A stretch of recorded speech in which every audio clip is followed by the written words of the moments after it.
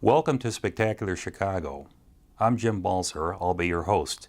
Today we have the Honorable Dorothy Brown, Circuit Court Clerk of Cook County, who will be our guest discussing her run for Mayor of City of Chicago. Welcome, Ms. Brown.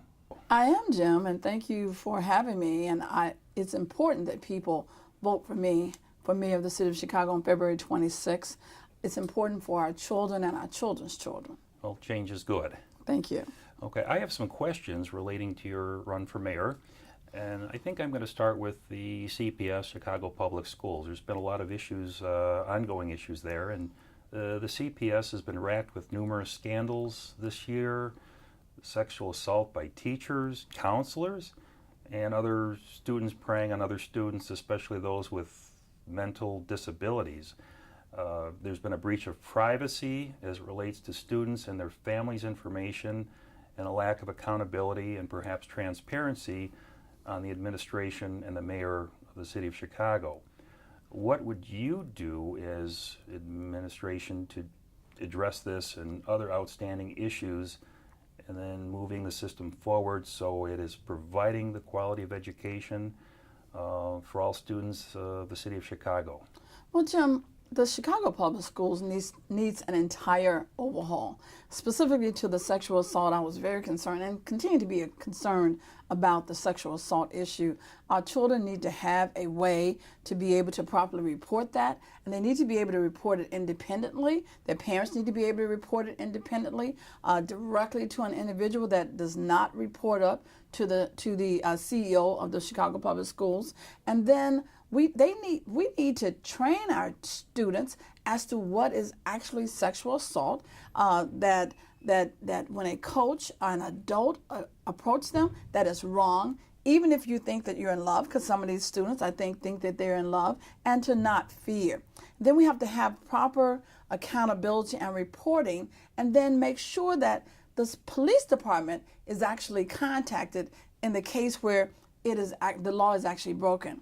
And so that's for sexual assault. The schools being filthy, we need to relook at the Chicago Public Schools contract and the way we are cleaning our schools, because that is a problem. And whether or not I want to take a look to see whether or not we need to go back to the regular janitors or engineers that have specific responsibility for the schools.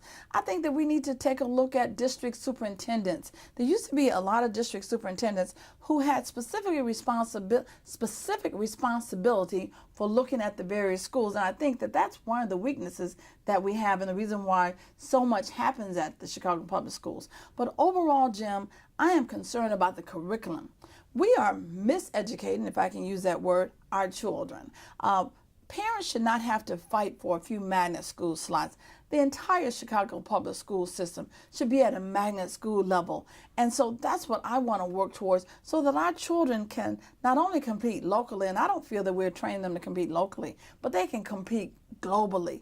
If we can give our children alternatives to crime to be able to get decent jobs, then they probably won't be out here committing the crimes that they're doing now. Well, one thing that sticks with me, no pun intended, is the cleanliness of these schools.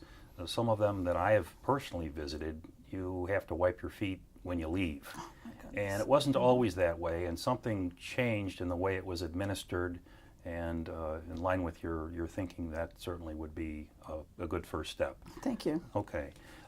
We have escalating violence, and that's, gosh, we make international news. I have people from all over the world calling me to say, hey, how's Chicago? We heard about this, we heard about that.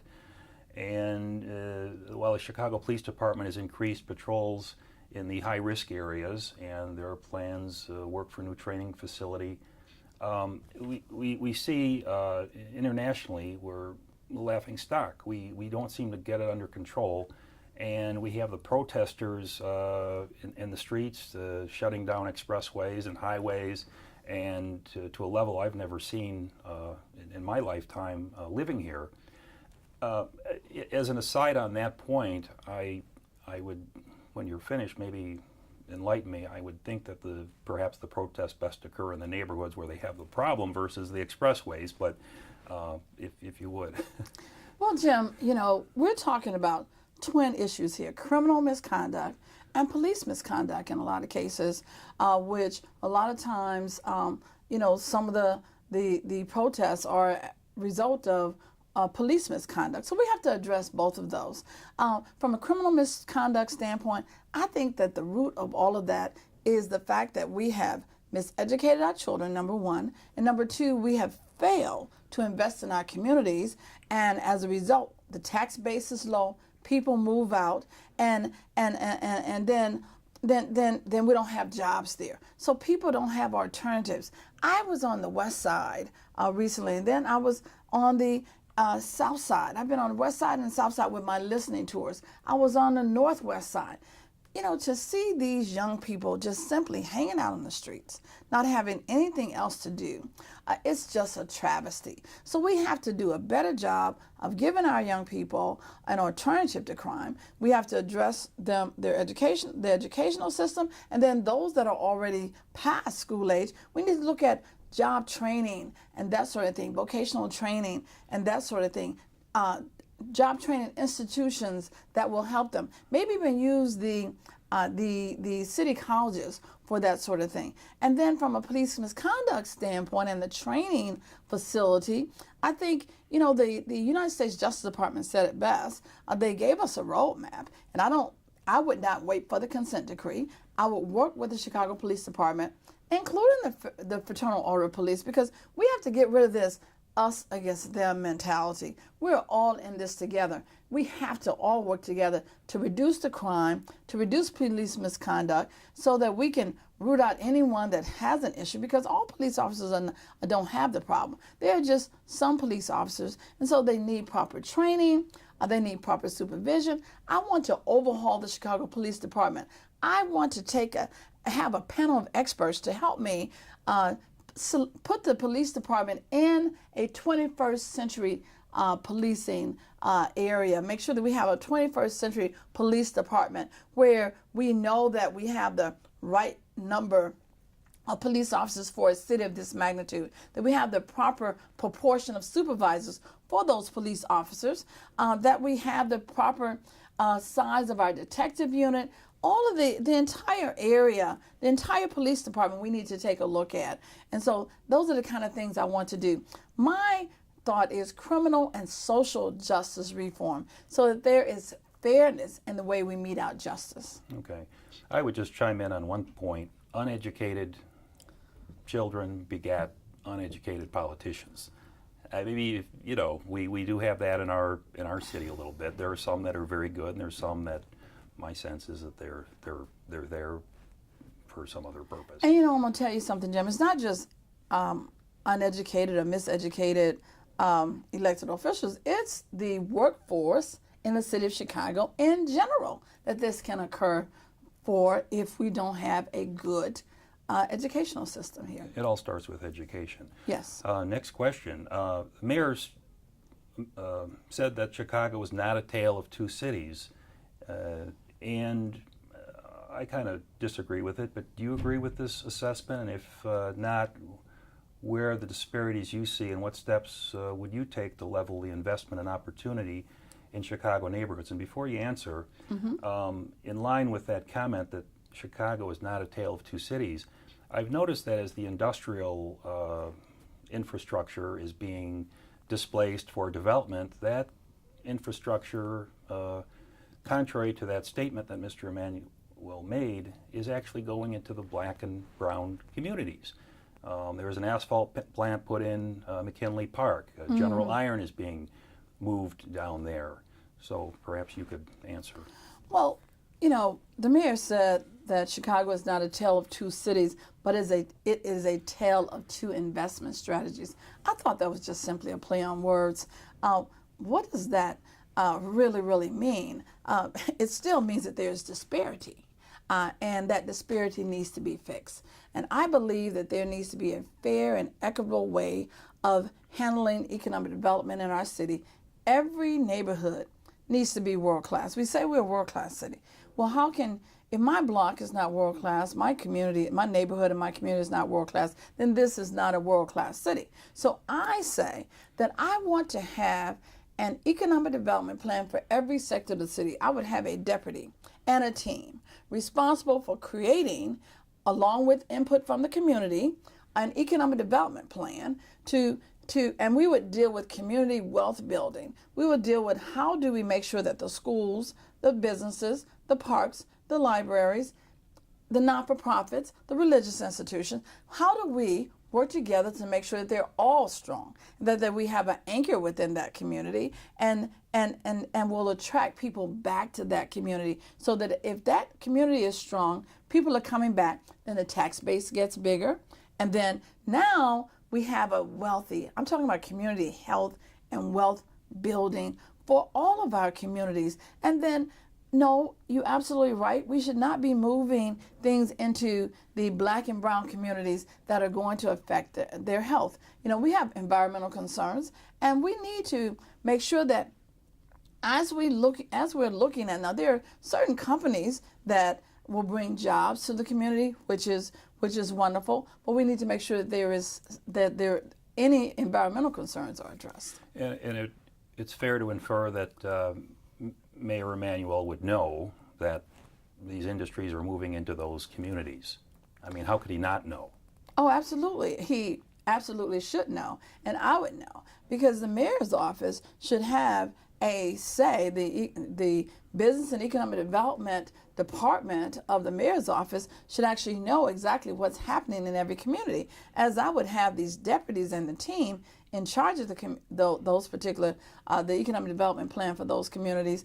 Then what we would be doing is creating a plan and then attracting developers to that plan and making sure that we are developing them. And the mayor's office should absolutely know.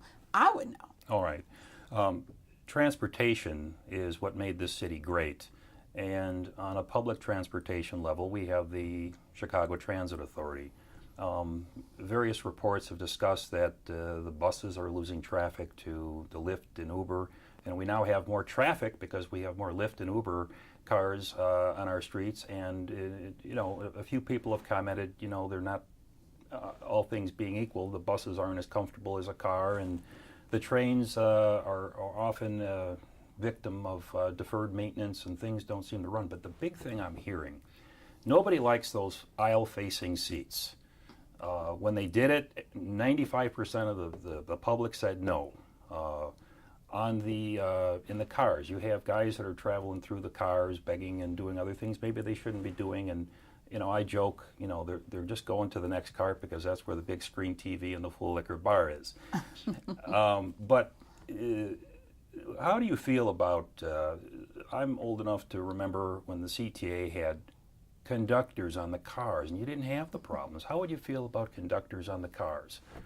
Well, the Chicago Transit Authority, I actually worked for Chicago Transit Authority for a number of years. I don't know if you were aware of that. And I was the general auditor, head of the audit department, reporting to the board of directors. And so Chicago Transit Authority has had its issues over the years. And so I would work very closely with the board. It has its own board, and the president of Chicago Transit Authority to take a look at the issues that you're talking about, Jim, from the standpoint of the seats. And of course, having worked there, I know that purchasing replacement buses is not a small thing. It requires a lot of time. So we would have to take a look at that. And also look at transit throughout the country to see which way buses are going from the standpoint of rails and the trains, and how we are cleaning them, and also as far as safety. Now you're talking about conductors. We would and having conductors on. I remember those days when there was a conductor on every train. Then at some point they wound up with a conductor on every other train and that sort of thing. And the conductor used to actually call out when you were getting to your train stop, and you did feel safer. So I would have to take a look, do a cost analysis on that to determine exactly what would it take to be able to get conductors, more conductors on trains. I think that if people know, because I think right now there's no conductors on the train. only the driver is on the train. I don't even think that there's a one conductor on the train. So we would have to look at, what would it take to, what would be the cost, and of course the human cost is really horrible to have someone injured or hurt because there's no security on the train. So would it take having conductors, or should we have some private security on the train, some kind of security on the train, even as planes close? But I would want to take a look at that, Jim. Okay, fair enough. CTA railcar production. Rahm Emanuel just visited China to discuss that, I guess, in view of the import duties that our illustrious President Trump is imposing on certain things that are being imported from China. And it's likely that that's going to be 25% across the board. So Chicago used to be the hub of railcar production in the United States, at least one of them. And why can't we build these here? Why can't we put people to work here for billions of dollars of rail cars when we have all the facilities, the infrastructure, the industries to do it? Well, I would love to do that because many of our people would be able to have jobs. And Jim, one of the things that I am And looking good paying at, jobs. and great paying, exactly, good paying and great paying jobs. And one of the things that I have talked about is looking at taking a regional approach to economic development and creating jobs and attracting industry, not just to Chicago, but to some of the surrounding suburbs, working with the suburban mayors as opposed to working against them, because they are all just 30 minutes away from Chicago, and those would create jobs for Chicago and those neighborhoods. So from the standpoint of having space to build that sort of thing, if we can't find it in Chicago, we could certainly find it in one of the suburbs, even though there is quite a bit of space right here in Chicago, vacant land in Chicago to do that. So I would be really willing to take a look at that and to see how can we get that kind of rail car production facility here in Chicago. Okay. And there was another question I had relating to utilities. Our utility bills don't seem to go down, and every time I look at mine, it seems there's another charge added. Something that homeowners may not be aware of is the fact that we have time of day billing in other parts of the country, and that is made possible by smart meters. And we all now are having smart meters installed in our homes. And what the outcome is going to be, there's going to be time of day billing. It's going to cost you more during the day versus in the evening. And I don't think many people are aware that that is coming. And I thought, give you that thought for what comments you might have. Well, we really need to take a look at that. First of all, I think that the public should have had some input to this kind of process, to this kind of billing. And if it's going to cause our utilities bills to go up, then that's a concern of mine. And I would want to take a close look at that particular thing to see how is that going to affect the citizens of Chicago. And then, of course, if that's going to happen here, we need to take a look at what kind of benefits. Are we getting additional benefits for this kind of billing? I want to look at a lot of things. I feel that the public, transparency is very important. And I feel that the public, if they can see some kind of benefit, and that's one of the things that I want to do in my administration, find different ways to give a benefit back to the taxpayers, so that if in fact there is something that we just absolutely need to do, that you are also getting a benefit. Let's say if you do a particular thing, if you have a certain kind of energy savings in your home, a certain type of windows, a certain type of lighting, or certain type of, if you keep your turn all your unplug all of your appliances in the morning, that sort of thing. Okay. Give some kind of benefit to the taxpayers. All right. I'd like to talk about the parking meters. Okay, that was sold, I understand, for about $1 billion during the Daley administration. And everybody has railed against the transparency of it. The public input was almost non-existent. It just somehow got through. And we are losing a according to records and public records, about $135 million a year. And I divide that into $1 billion, and that's roughly 6 years. We shouldn't have sold it, but a few people have commented to me that that transaction is void for many reasons. They didn't follow certain protocols and rules and other things.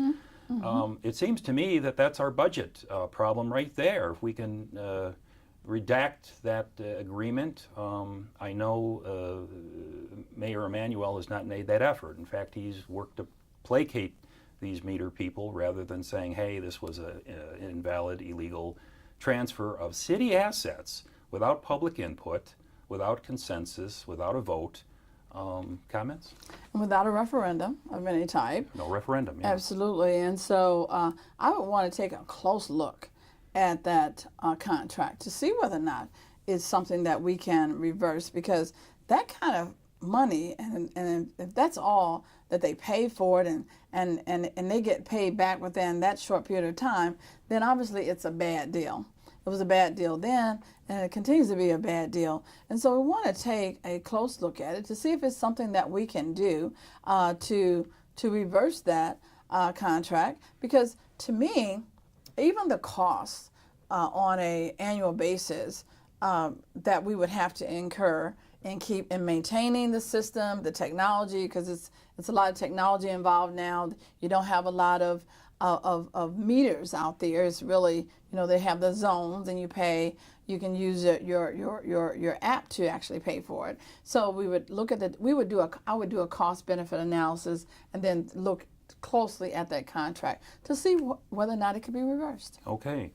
The last thing I have a question on, there's been a lot of discussion about a high-speed rail, experimental rail speed tube. We're going to get in some big vacuum tube and be transmogrified to O'Hare Airport from downtown, or vice versa. Elon Musk, and I'm reading a lot about him in the news lately, and there's been lawsuits against him, and then possible SEC investigation for alleged stock manipulation. How viable do you see that at this point? At the time, I felt that it was just simply a distraction. I don't know if you remember, Jim, but it was announced during the sexual assault investigation, during the crisis that the Tribune had reported on for a number of weeks related to Chicago public school students. So I really felt that it was something that was an effort to distract the public from that, and that's why I keep talking about it. Want to make sure that students know that we're concerned about them and they need to be protected. And so I didn't take it really, really serious at the time. I felt like it was just something that was thrown out there. According to the reports, there had been some analysis, and I guess a reaching out, kind of a bid, if you will, proposal, if you will, put together by Mr. Moss, and even from the City of Chicago standpoint. But I didn't take it really, really serious. My other concern was, is it really needed? Is it really? We have the blue line going out there. Oh, that's right. We do have a blue line that runs to O'Hare. Yes, it runs to O'Hare. You get out there maybe, less than 30 minutes, I think. And so do we really need to have that kind of investment? And how many people are really going out to O'Hare, to and from O'Hare, and how many people need to shoot out there in that short period of time? So I would take a serious look at that. Okay. And after that, Ms. Brown, we'll have to conclude our interview, and thank you so much for coming. Thank you very much. People need to know that I'm a proven leader with a proven track record and with the academic preparation as an attorney, certified public accountant with a master's degree in business administration and finance to run this city. All right now. Thank you.